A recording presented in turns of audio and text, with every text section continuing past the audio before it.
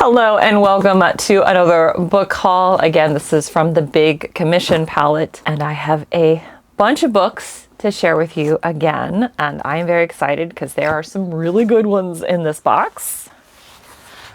I am slowly getting through it, and again, I appreciate all of you that have joined me for my Whatnot auctions. This one also, I will be trying to find new homes for all of these books over on Whatnot at 8:30 p.m. Again, I cannot say thank you enough to everyone for coming and for purchasing books from me. That is the best way to support me because that is how I pay my bills. And it is also means the world to me that these books are going to loving homes because I love books. That's why I have so many tattooed on my arms. Eventually, the rest of the arm will be filled if I could ever find another tattoo artist that I vibe with. My tattoo artist retired. That's why this hasn't gone any farther. So let me just shut up and start. We have Pebble in the Sky by Isaac Asimov. This is a Bantam. 1964. The Universe by Isaac Asimov. So this is one of his nonfiction books. Isaac Asimov was actually a doctor. He was a scientist, which is why his science fiction was considered so good, is because he had a firm grounding in hard science. So this is one of his nonfiction works. He also talks about different aspects of our universe, along with photographs from the time period. Of course, these photographs are nowhere near the level of quality we can get now. These are 1971 photographs of these different bodies of the universe, planets. I feel like there's a better word for that. Not just planets, but like bodies of auspicious vastness. That sounds stupid. Anyway, there's going to be a lot of Isaac Asimov in this, just so you know. I'm trying to there are several authors that were in this commission that I got a lot of books for each of them, and I was trying to debate if I wanted to do a specific show with that author, but then I decided I'd rather just mix everything through. This is a bunch of short stories that were originally published in serials in the serial magazines, but now in a collection. This is The Rest of the Robots. 8 stories, and this is probably the youngest Isaac Asimov picture I've ever seen on a book of him. Fully dark-haired, with all the glasses. 1964 edition. Again, Isaac Asimov, I think, had been writing since the 30s regularly, and then he literally kept writing until he passed. So more modern, and by more modern, I still mean more than 20 years old. This is The Robots of Dawn. I don't know why that robot is trying to be sexy, but maybe I don't know. That just seems like a very sultry pose for a robot. First Valentine for 1984. So over 40 years old. Another Asimov, this is Earth is Room Enough. Another short story collection. The Currents of Space. This is a great cover. My favorite color is green, but this is giving me Frankenstein alien. Kind of a vibe. Has a red-orange text block. 1971. We have a vintage copy of iRobot in probably one of the most beautiful covers, I think. Gorgeous watercolor. Oh, we found an even younger picture. Him without the glasses. Look. So dapper. He's actually smiling. I don't think I've ever seen him smiling in any of his photos. That's the first time I've seen him smiling. It's 1956, so I guess when he still had youthful enthusiasm. We have Vermilion Sands by J.G. Ballard. Another very interesting cover there. This is older because it says 60p on the front. So 1975 Panther book. Another Ballard. This is The Voices of Time. I don't find any J.G. Ballard, and I also have not read J.G. Ballard. Very abstract cover there. A nice red text block. 1966. This one is plastic, so I'm just going to leave it in plastic. Triumph of the Dragon by Robin Wayne Bailey. It is a rock. I don't know why this is in plastic. I have found books that have been quite valuable that were not in plastic, but... yeah. Conquest of Earth by Manly Bannister. That sounds like an SW name. Repeats on the back there in black and white. 1964 edition. Frontiers in Space, another short story collection. Now this has Bradbury, Bester, Van Vogt, Wyndham, Boucher, Lieber, Reynolds, Brown, Russell, Ten, Porges, Henderson, Brown, Jakes, and Knight. Oh, I didn't realize Damon Knight had been writing for such a long time. Interesting. This is a Bantam printing. 1955 printing here. And we have a very vintage copy of A Case of Conscience by James Blish. 1966. Of course, the only book I've read by James Blish has been A Jack of Eagles, also known as ESPR, and I just need to do a review for that. One day. Wow, I have not seen this cover before. This is probably a very old cover. Yeah. So I have this book tattooed on my arm. That's what, oh my goodness. Okay. This is The Fireman from Fahrenheit 451. This is a Tough Mudder tattoo from when I was able to walk again. But this is The Fireman from Fahrenheit 451. That book means a lot to me because I don't know where I would be without books. I would definitely have been a much lonelier child because books were my only friends for a very long time. This is quite the more saucy cover here. Ray Bradbury. This is a 1976 publication by Whistling Dixie.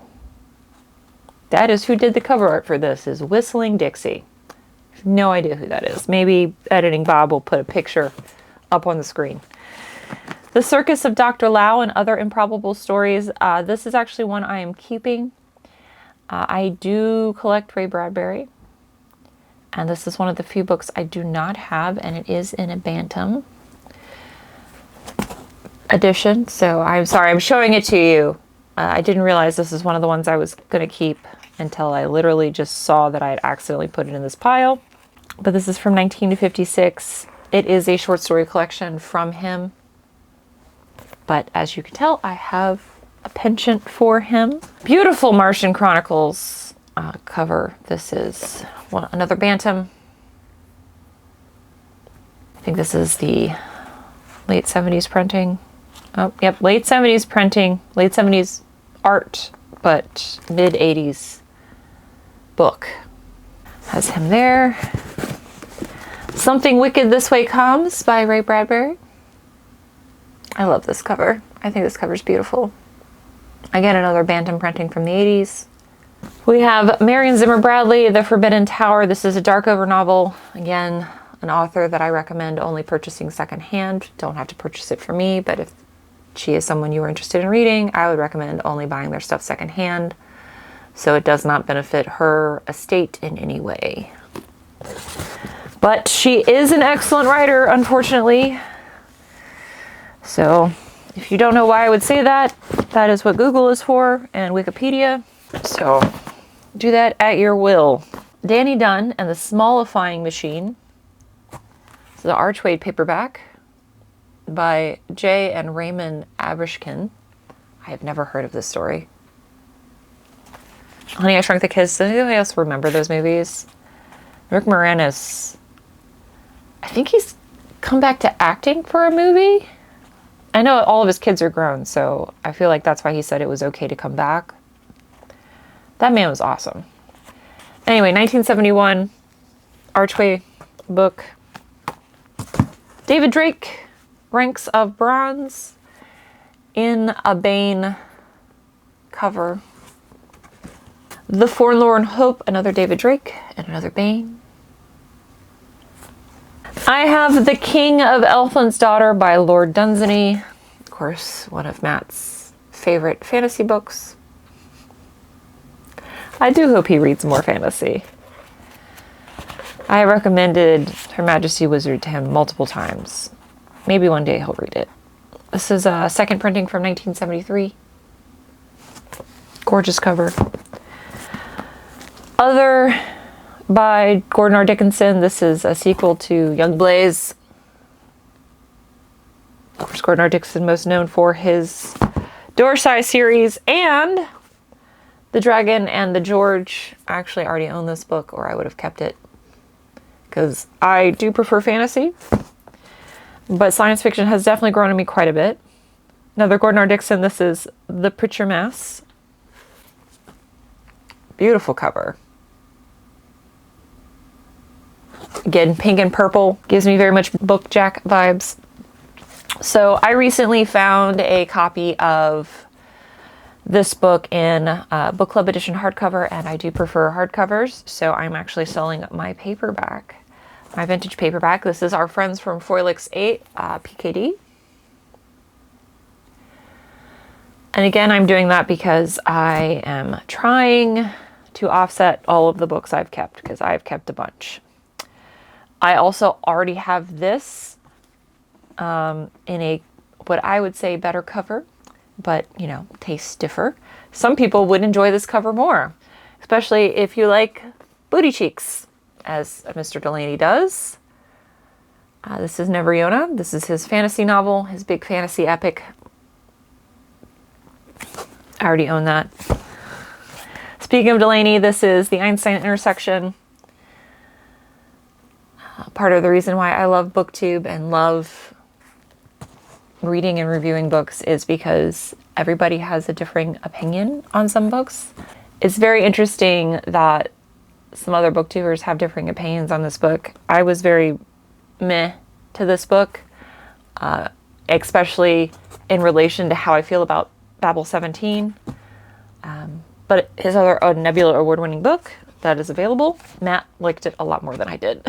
Another book I am keeping, because I did not realize this was not the same book. I thought these were just two different covers, but this is, there's just boobs everywhere. Here, hold on. I'm trying to figure out how I can... Tales of Neveriona. This one I am keeping. Like I said, I have Neveriona in kind of this cover. More of a fantasy cover with, I thought, less booty cheeks, but this is now just boobs. But I'm keeping this one because Delaney is very hard to find, and I have never seen that one. So I'm keeping that one. So there's two in this video I'm keeping. This is Evram Davidson. Evram Davidson? Mutiny in Space. A Bizarre Army of Screaming Women. Because of course women are weird. 1974 printing. I'm sorry, I had to smell the book because they just smell really good. They smell like old books, which to me smells really good. Ooh, we have some aces with this stained glass. I love these. I love these stained glass covers so much. This is The Island Under the Earth, again by Evram Davidson. And then we have another one, The Phoenix in the Mirror. I think these are so gorgeous. So pretty. The Karma Machine by Michael Davidson, a tale of cybernetic Buddhism. The ultimate trip into inner space, the most mind-shattering experience since 2001. By the way, they're referencing Arthur Clarke there, not like the year 2001. And the last one I have to share with you is a more modern. This is Gregory Benford artifact. We have the Tesseract Cube with a tail. But that is all the new books that will be in again over on Whatnot. Now I've done multiple hauls here for this palette. So any of the books that haven't sold in any of the other hauls will be in auction. It'll just keep getting bigger and bigger and bigger and bigger. I finally also got the rewards program. The rewards program finally decided to fix itself. So every level you get coupons, so things will be even cheaper. And I again want to thank you guys so much for coming out to the shows. The last one I did with all the pulps sold out. It's only the second time that's happened in the 4 years I've been on Whatnot. So thank you. Thank you so much. So I will hopefully see you guys Thursday. And if not, the hardcover shows will start on Monday. So again, if you're new to Whatnot, there'll be a link in the description down below. You'll get $15 to spend towards the books, not the shipping, but the shipping is media mail, so it's still cheap. And again, if you are already a fan of Whatnot, there will be a direct link in the pinned comments down below. But again, thank you. Thank you for giving these beautiful books new homes, so I don't try to keep all of them. And thank you for supporting me. And thank you for watching, and I'll see you in the next video, I hope. Bye! Hi, so I'm actually doing the auction at 8:30 on Friday, and that's because I don't feel very good, so we're switching days. So I will see you guys Friday at 8:30 p.m. for the auction. Thanks.